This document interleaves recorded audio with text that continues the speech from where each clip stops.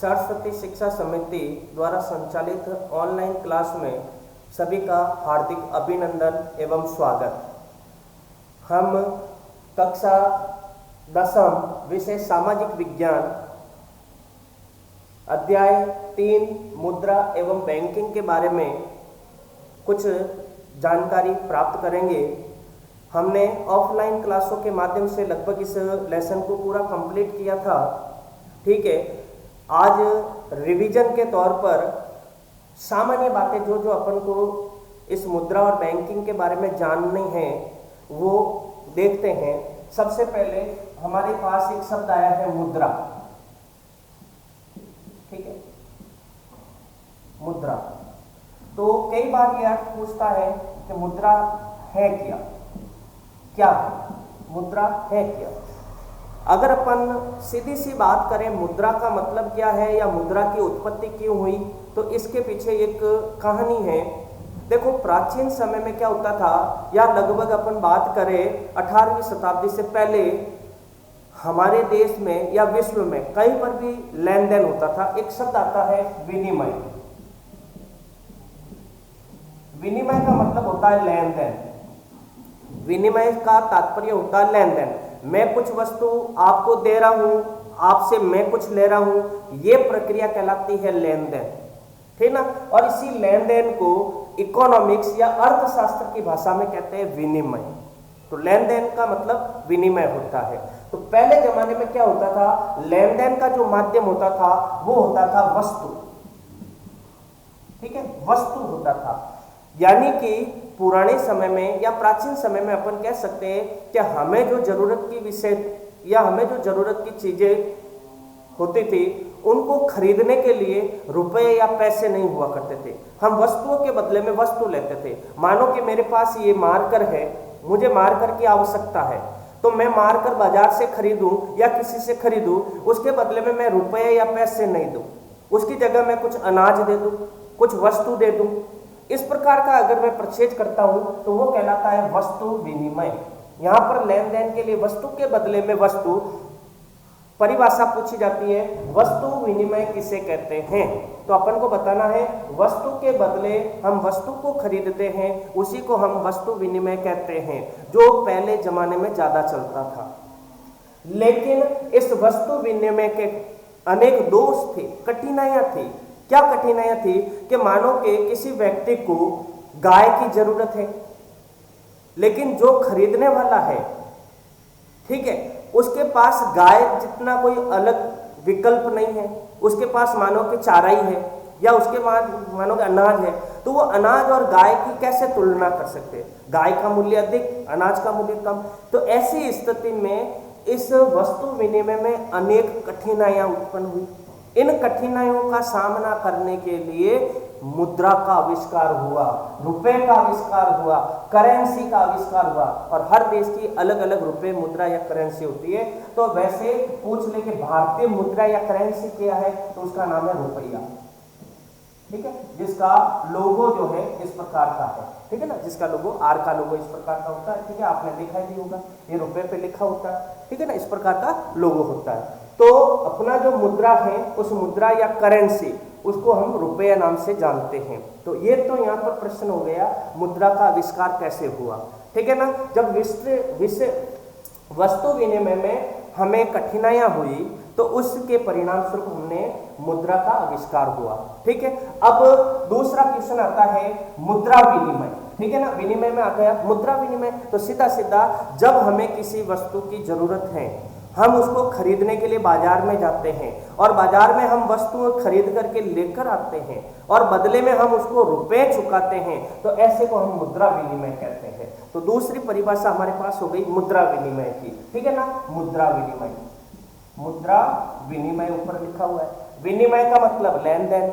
अगर हम वस्तु के बदले वस्तु ले रहे हैं तो वस्तु विनिमय, और अगर हम किसी वस्तु को खरीदते समय मुद्रा दे रहे हैं, रुपए दे रहे हैं, तो वो मुद्रा विनिमय कहलाएगा। ये हो गई परिभाषा। तीसरा हमने जाना मुद्रा का अर्थ। ठीक है ना। अब आता है इसके बाद में अगली बात कि मुद्रा कार्य क्या करती है। ठीक है ना। तो सीधी सीधी बात है, मुद्रा जो कार्य करती है वो करती है लेन देन का। ठीक है, अलग अलग अर्थशास्त्री हुए, अलग अलग विचारक हुए, अलग अलग विद्वान हुए, इन्होंने मुद्रा की अलग अलग परिभाषा दी। ठीक है ना, मुद्रा परिभाषा, परिभाषा। ठीक है, पहले पहले मैंने आपको समझाया कि मुद्रा उत्पत्ति कैसे हुई। वस्तु विनिमय में कमी थी, इसलिए मुद्रा की उत्पत्ति हो गई। मुद्रा कहते किसे, लेन देन का माध्यम के रूप में इसका प्रयोग किया जाता है। आगे आता है मुद्रा की परिभाषा। सीधी सीधी अपन को बात याद रखनी है, मुद्रा की परिभाषा अनेक अर्थशास्त्रियों ने अपने अपने हिसाब से अपने अपने ढंग से दी है, लेकिन फिर भी हमें परीक्षा की दृष्टि से 2 या 3 परिभाषाएं याद रखनी है। पहली जो परिभाषा अपन को याद रखनी है वो रखनी है, मुद्रा वह है जो मुद्रा का कार्य करे। लिख रहा हूं यहां, मुद्रा वह है जो मुद्रा का कार्य करती है, पहली परिभाषा। ठीक है, दूसरा अपन कह सकते हैं वस्तुओं को, पहली परिभाषा। दूसरी कर सकते हैं वस्तुओं को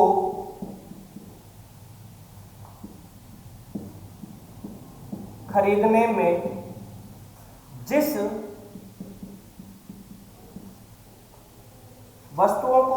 में जिस धातु या कागज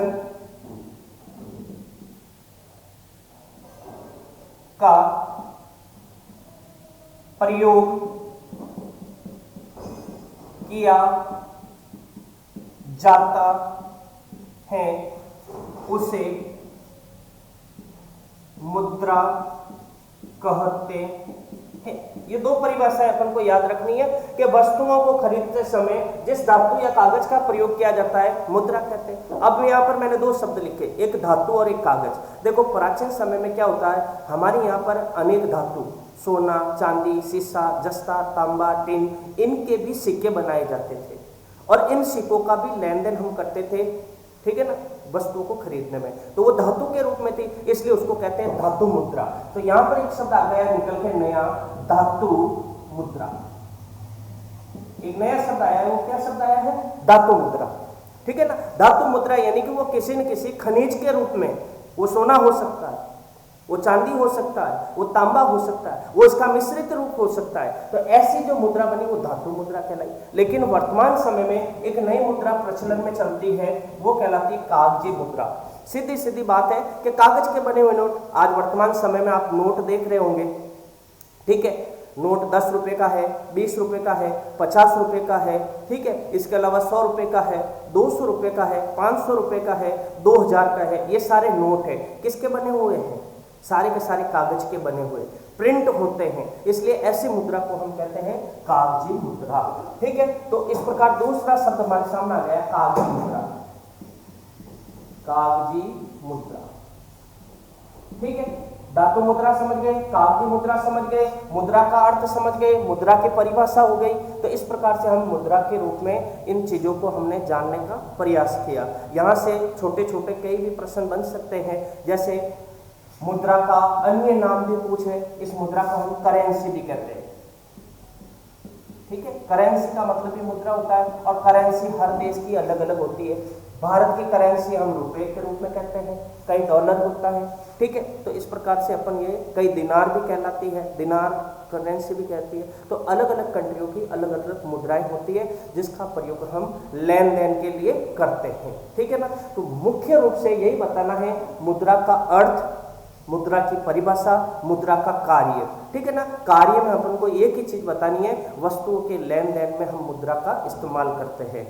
क्यों करते हैं, क्योंकि इससे हम हर चीज को आसानी से खरीद सकते हैं, देख सकते हैं, ले सकते हैं। इस प्रकार इस पाठ का जो पहला चैप्टर था मुद्रा का, वो अपना पूरा कंप्लीट हुआ। मुद्रा कहते हैं किसे हैं, क्या क्या होता है, ठीक है, इसके बारे में हमने जाना। आगे देखें, इसके बाद में जो आता है वो क्या है समझते हैं।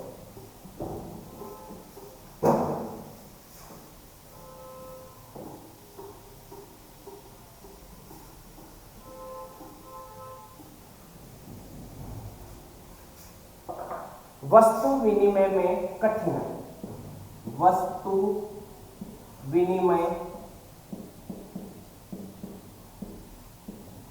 में कठिनाई, कठिनाई, ठीक है, वस्तु विनिमय की कठिनाई। देखो शुरुआती दौर में वस्तुओं के रूप पर लेन देन होता था। हम किसी चीज को खरीदते थे तो उस समय हमारे पास न तो धातु मुद्रा थी न कागजी मुद्रा थी, तो हम जो भी लेन देन करते थे वो वस्तु के रूप में करते थे। लेकिन इस वस्तु में अनेक कठिनाइयों का सामना हुआ। क्या कठिनाइयों का सामना हुआ? सुनना और समझना। पहले एक नंबर की जो समस्या आई वो ये आई कि हमें उस चीज को खरीदने वाला चाहिए, उस चीज को खरीदने वाला चाहिए, तभी हम खरीद सकते थे। उदाहरण देकर समझा रहा हूं, समझना। मुझे कॉपी की जरूरत है, ठीक है, और मेरे पास जो है बाजरा है या गेहूं है। अब मैं जिस दुकानदार के पास जाऊंगा और उससे मैं कॉपी खरीदूंगा। अब कॉपी खरीदने गया और मेरे पास बाजरा है, बदले में मैं उसको बाजरा देना चाहता हूं। अब उस अगले आदमी को बाजरे की जरूरत ही नहीं है या अनाज की जरूरत ही नहीं है, तो वो लेके करेगा क्या? ऑलरेडी उसके पास पहले से ही वो है चीज, तो वो क्या खरीदेगा क्या? तो इस प्रकार हमारे सामने क्या समस्या आ गई? मुझे जिस वस्तु की जरूरत थी वो मैं खरीदना चाहता हूं और जो वस्तु मैं उसको देना चाहता हूं उस व्यक्ति को उस वस्तु की जरूरत भी नहीं है।